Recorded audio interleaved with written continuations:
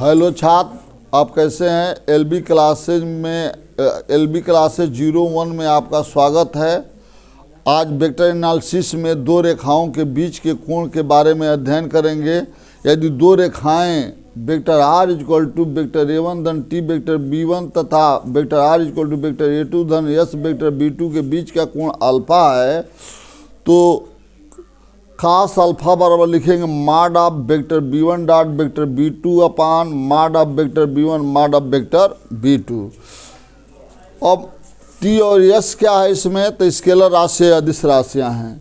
अब स्थिति एक, यदि दोनों रेखाएं परस्पर लंबवत हैं तो vector b1 dot vector b2 equal to 0 होगा।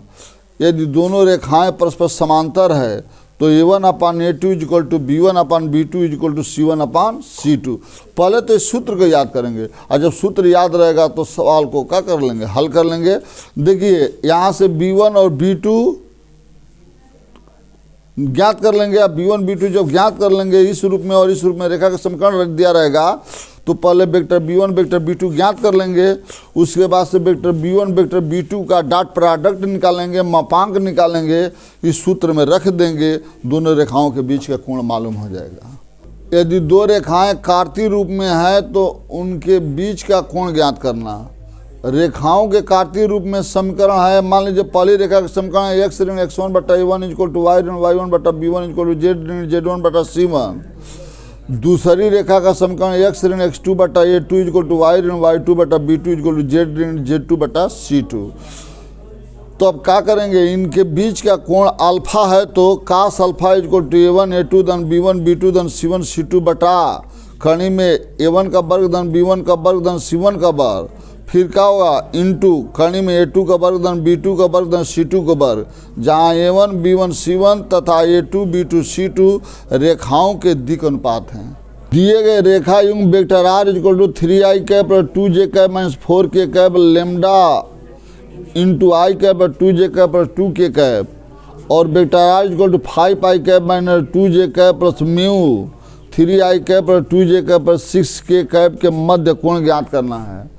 तो ये क्या है, vector r equal to vector a1 धन t vector b1 vector r equal to a2 धन s वेक्टर b2 के रूप का है। तो माना है वेक्टर b1 है, माना है वेक्टर b2 है। b1 b2 जान जाएंगे, दोनों रेखाओं के बीच का कोण थीटा है। तो सूत्र अभी बताए थे, cos theta equal to mod of vector b1 dot vector b2 upon mod of vector b1 mod of vector b2 से b1 b2 का मान रख लिए यहाँ पर, इसका b1 का मापांक निकाल लिए, b2 का मापांक निकाल लिए। देखिए i का i के साथ डॉट प्रोडक्ट 1 होता है, j का j के साथ 1 होता है, k का k के साथ 1 होता है, i का j के साथ k के साथ 0 होता है, j का i के साथ k के साथ 0 होता है, k का i के और j के साथ 0 होता है। तो हम केवल 3i कैप के गुणांक का इस i कैप के गुणांक से गुणा करें, 3 इंटू 1 में 3 आई कैप डॉट आई कैप का मान 1 होता है। उसी तरह से दूधनी के 4 जे कैप डॉट जे कैप का मान 1 होता है। उसी तरह से 12 के कैप डॉट के कैप का मान 1 होता है बटा कणी में आई के गुणांक का वर्ग धन जे के गुणांक का वर्ग धन के गुणांक का वर्ग। उसी तरह से इसमें आई के गुणांक का वर्ग धन जे के गुणांक का वर्ग धन के गुणांक का वर्ग।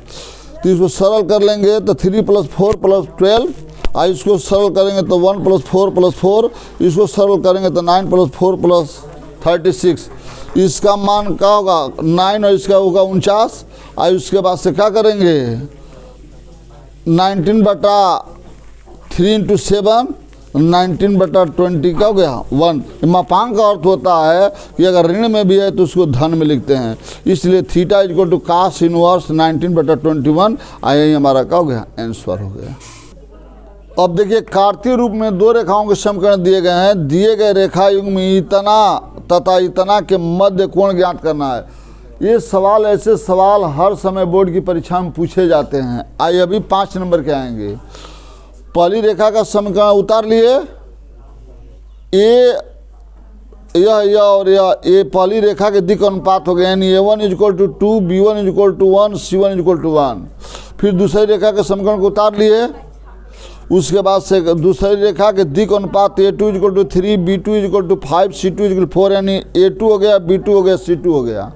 दोनों रेखाओं के बीच का कोण थीटा है, तो cos थीटा = A1 A2 धन B1 B2 धन C1 C2 अपान कणी में A1 का वर्ग धन B1 का वर्ग धन C1 का वर्ग, फिर दूसरी कणी में A2 का वर्ग धन B2 का वर्ग धन C2 का वर्ग।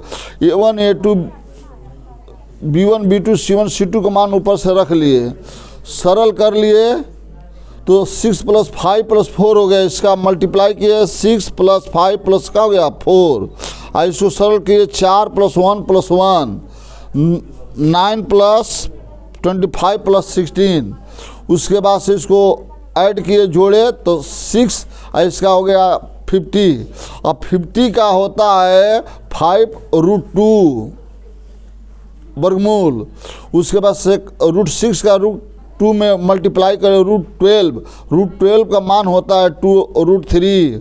अब इसे कटा लिए तो क्या हो गया 3 अपान 2√3, 3 को लिखेंगे √3 × √3 अपान 2 × √3, √3 से √3 कैंसिल, √3 अपान 2। ये काश में कितने डिग्री का मान होता है 30 डिग्री का, तो थीटा बराबर 30 डिग्री। यही हमारा क्या हो गया आंसर हो गया। इस पर तमाम क्वेश्चन किताब से आप ट्राई करेंगे, हल करेंगे। इस पर प्रश्न 2024 में ज़रूर पूछेगा।